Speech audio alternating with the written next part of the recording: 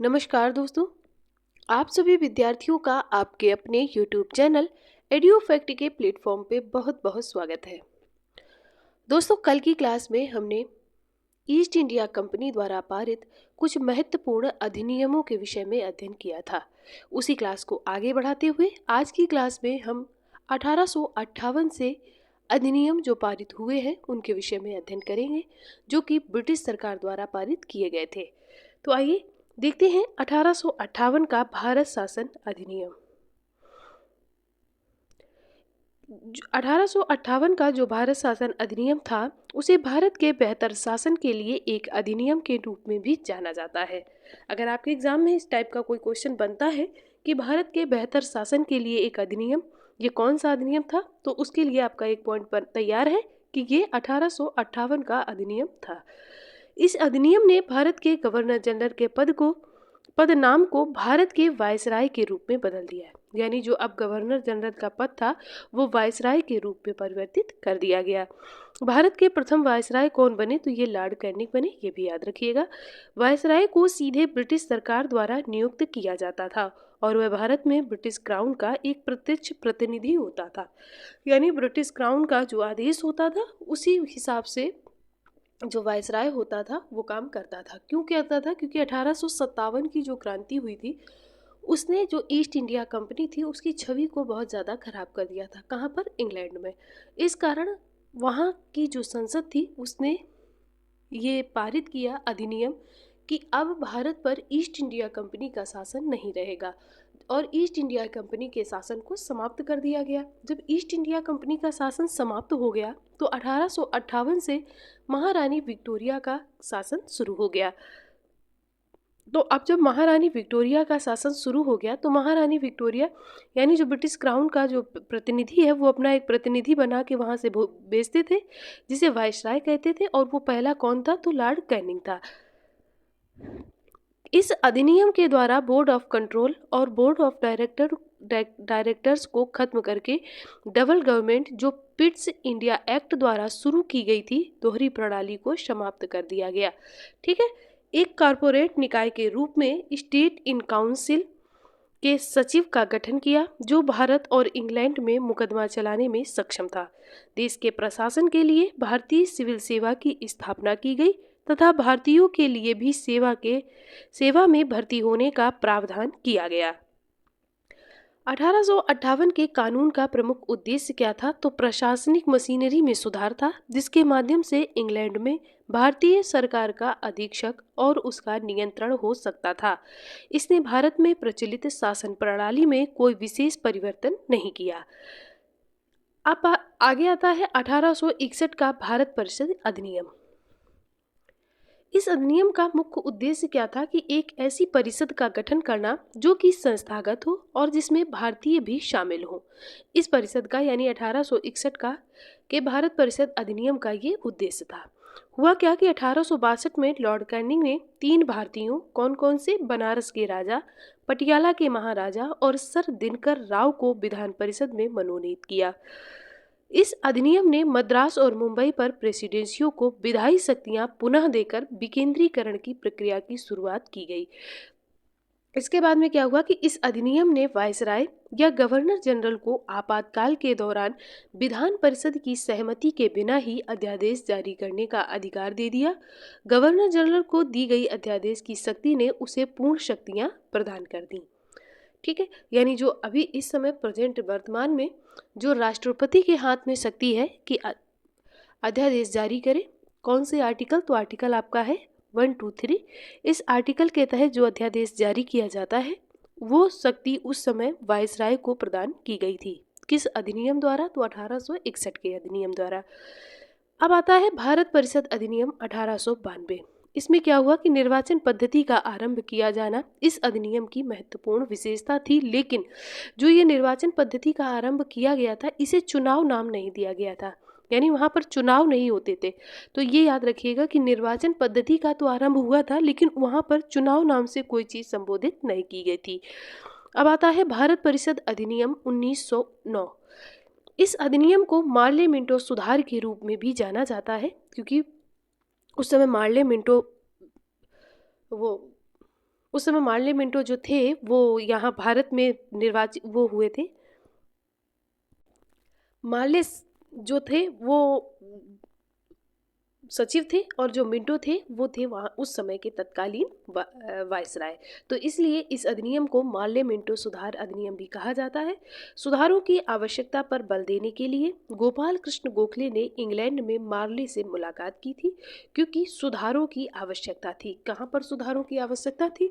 तो जैसे कि प्रशासन में, जैसे कि आपके, क्योंकि जो गोपाल कृष्ण गोखले जी थे ये आपके उदारवादी थे और उदारवादियों का मत था कि ये सरकार के तहत अपने यहाँ पर स्वतंत्रता कर प्राप्त करेंगे। तो उसी के लिए इन्होंने इंग्लैंड में मार्ले से मुलाकात की थी।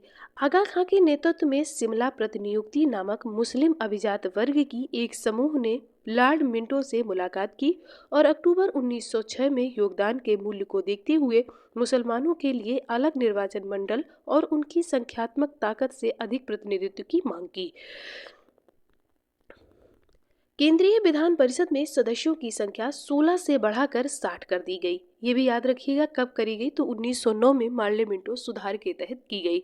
इस अधिनियम ने सांप्रदायिकता को वैध करार दिया और लॉर्ड मिंटो को सांप्रदायिक मतदाताओं के पिता के रूप में जाना जाता है। ये पॉइंट आप नोट कर लीजिएगा, क्योंकि ये आपसे पूछा जा सकता है कि सांप्रदायिक मतदाताओं के लिए पिता, यानी सांप्रदायिक मतदाताओं का पिता किसे जाना जाता है, तो उसके लिए आपको ये पॉइंट याद रखना पड़ेगा।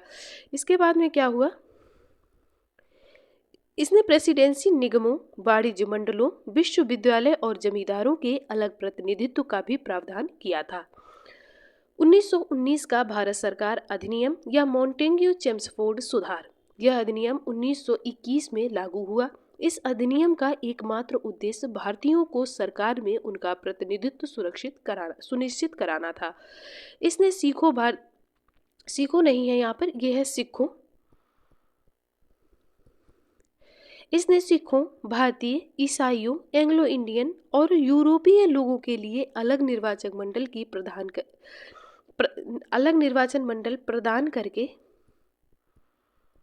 प्रदान करके सांप्रदायिक प्रतिनिधित्व के सिद्धांत का विस्तार किया। इस अधिनियम ने संपत्ति कर या शिक्षा के आधार पर सीमित संख्या में लोगों को मताधिकार प्रदान किया। इस अधिनियम के द्वारा एक लोक सेवा आयोग का गठन किया गया। 1926 में सिविल सेवकों की भर्ती के लिए केंद्रीय लोक सेवा आयोग का भी गठन किया गया। कब किया गया? 1926 में। किस एक्ट के तहत? तो 1919 के अधिनियम के तहत। इस अधिनियम ने पहली बार केंद्रीय बजट को राज्यों के बजट से अलग कर दिया और राज्य के विधानसभाओं को अपना बजट स्वयं बनाने के लिए अधिकृत कर दिया गया, यानी स्वयं बनाने के लिए उन्हें अधिकार दे दिया गया। इस अधिनियम के अनुसार वायसराय की कार्यकारी परिषद के 6 सदस्यों में से 3 सदस्यों का भारतीय होना भी आवश्यक था। ये इस अधिनियम में उल्लिखित था। इसमें प्रावधान था कि 10 साल बाद सरकार के कामकाज का अध्ययन करने के लिए एक वैधानिक आयोग का गठन किया जाएगा और इसी के परिणाम स्वरूप हुआ क्या कि 1927 में साइमन कमीशन का गठन किया गया। इस अधिनियम में पहली बार उत्तरदायी शासन शब्द का भी प्रयोग किया गया था। इसके बाद में आता है भारत शासन अधिनियम, जहां से बहुत सारे जो नियम है वो ऐसे ही अपने भारतीय संविधान में पारित किए गए हैं। ये उस समय ब्रिटिश संसद द्वारा उस समय ब्रिटिश संसद द्वारा पारित सबसे लंबा अधिनियम था। इसे 2 अलग अलग अधिनियमों में विभाजित किया गया था। कौन कौन से वो अधिनियम थे? एक था भारत सरकार अधिनियम 1935, दूसरा था बर्मा सरकार अधिनियम 1935। ठीक है, क्योंकि उस समय बर्मा भारत का ही एक अंग हुआ करता था। यह अधिनियम साइमन कमीशन की रिपोर्ट 1933 में ब्रिटिश सरकार द्वारा प्रकाशित श्वेत पत्र, यानी जो तीसरे गोलमेज सम्मेलन पर आधारित था, और संयुक्त चयन समितियों की रिपोर्ट और गोलमेज सम्मेलनों की सिफारिश पर आधारित था। क्या? ये अधिनियम 1935 का अधिनियम। इसके बाद में भारत सरकार अधिनियम 1935 के तहत ब्रिटिश संसद की सर्वोच्चता बरकरार रखी गई, यानी जो भी नियम कानून बनेंगे वो ब्रिटिश संसद से ही बनेंगे। यहाँ की वायसराय की जो परिषद है वो सिर्फ ब्रिटिश संसद का एक पुतला मात्र है। विदाई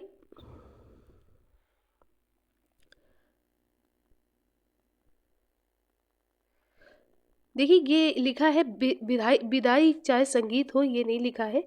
ये लिखा है कि चाहे विधाई हो, विधाई या संघीय, यहाँ पर है संघीय, संघीय हो, उसे संविधान को संशोधित करने या परिवर्तित करने के लिए अधिकार नहीं था। किसे? ये जो भारत सरकार अधिनियम में जो वायसराय था, उसे ये सब करने का अधिकार नहीं था। केवल ब्रिटिश संसद ही इसमें संशोधन कर सकते थे। इस अधिनियम ने 3 सूचियों के साथ केंद्र और अन्य इकाइयों के बीच शक्तियों को विभाजित किया। कौन कौन सी सूची हैं? संघीय सूची, प्रांतीय सूची और समवर्ती सूची। इन सूचियों का ये जो सूचियां हैं वो कब बनी? तो ये 1935 के भारत शासन अधिनियम में बनी। इस अधिनियम ने प्रांतों में, यहाँ पर प्रांत है, प्रांतों में द्वैध शासन को समाप्त कर दिया और इसके स्थान पर प्रांतीय स्वायत्तता की शुरुआत की। इस अधिनियम ने केंद्र में द्वैध शासन को अपनाने का प्रावधान किया। हालांकि यह प्रावधान बिल्कुल भी लागू नहीं हो पाया उस समय, याद रखिएगा। द्विसदनीय व्यवस्था को 11 में से 6 प्रांतों, कौन कौन से? बॉम्बे, मद्रास, बिहार, आसाम, संयुक्त प्रांत में पेश किया गया। इसके बाद में अधिनियम में निम्नलिखित संस्थाओं की भी स्थापना के प्रावधान किए गए। कौन कौन सी वो संस्थाएं थीं? तो ये थे आपके लोक सेवा आयोग, प्रांतीय लोक सेवा आयोग यानी राज्य लोक सेवा आयोग, संयुक्त लोक सेवा आयोग, संघीय न्यायालय और आरबीआई। इनका प्रावधान किया गया। कब किया गया? तो 1935 के अधिनियम में किया गया। अप्रैल 1937 में, याद रखिएगा, बहुत इंपॉर्टेंट है, अप्रैल 1937 में बर्मा भारत से अलग हो गया। सरकार यानी भारत सरकार अधिनियम 1935 में भारत के राज्य सचिव की परिषद को समाप्त कर दिया गया, जिसे 1858 में बनाया गया था। इसके बाद में भारत का संघीय न्यायालय 1 अक्टूबर 1937 को स्थापित किया गया, जिसमें से सर मॉरिस ग्वायर इसके पहले मुख्य न्यायाधीश बने और अन्य 2 न्यायाधीश सर शाह मोहम्मद सुलेमान और श्री जयकार थे। ठीक है।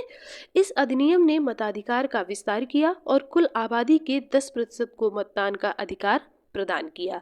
भारत शासन अधिनियम 1935 द्वारा सर्वप्रथम भारत में संघात्मक सरकार की स्थापना की गई थी, ये भी याद रखिएगा। अब बात करते हैं लास्ट 1947 का भारत का स्वतंत्रता अधिनियम 1947। भारतीय स्वतंत्रता विधेयक को 4 जुलाई 1947 को ब्रिटिश संसद में पेश किया गया। 18 जुलाई 1947 को इसे शाही सहमति प्राप्त हुई और ये 15 अगस्त 1947 को भारत में लागू हो गया। इस अधिनियम ने संविधान के निर्माण तक प्रत्येक उपनिवेश और प्रांतों के शासन को 1935 के भारत सरकार अधिनियम द्वारा किए जाने का प्रावधान किया। हालांकि अधिराज्यों को इस अधिनियम में संशोधन करने का अधिकार दे दिया गया। तो ये था, अभी आगे और भी है।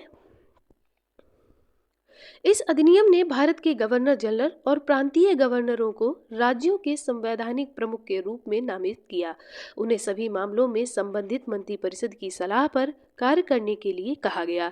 इस अधिनियम ने इंग्लैंड के शासक के शाही खिताब से भारत के सम्राट की उपाधि को भी हटा दिया। इसके बाद में इसने भारत के राज्य सचिव द्वारा सिविल सेवा में नियुक्तियां करने और पदों में आरक्षण करने की प्रणाली को समाप्त कर दिया। 15 अगस्त 1947 से पूर्व के सिविल सेवा कर्मचारियों को वही सुविधा मिलती रही जो उन्हें पहले से प्राप्त हो रही थी। दोस्तों, ये वीडियो पसंद आ रहा हो तो प्लीज़ लाइक ज़रूर कर दीजिए। ऐसे ही वीडियो आपको टाइम टू टाइम मिलते रहें, उसके लिए चैनल को सब्सक्राइब ज़रूर कर लें। इस अधिनियम ने भारतीय रियासतों को या तो भारत के डोमिनियन या पाकिस्तान के डोमिनियन में शामिल होने या स्वतंत्र रहने की स्वायत्तता प्रदान की थी। किस अधिनियम ने? तो 1947 के भारत शासन अधिनियम ने। तो दोस्तों, ये थी आज की आपकी क्लास। आपको कैसी लगी ये आप हमें कमेंट करके ज़रूर बताइएगा। क्लास पसंद आई हो तो दोस्तों के साथ शेयर करें, वीडियो को लाइक करें, चैनल को सब्सक्राइब ज़रूर कर लें। आप सभी विद्यार्थियों का दिल से बहुत बहुत धन्यवाद।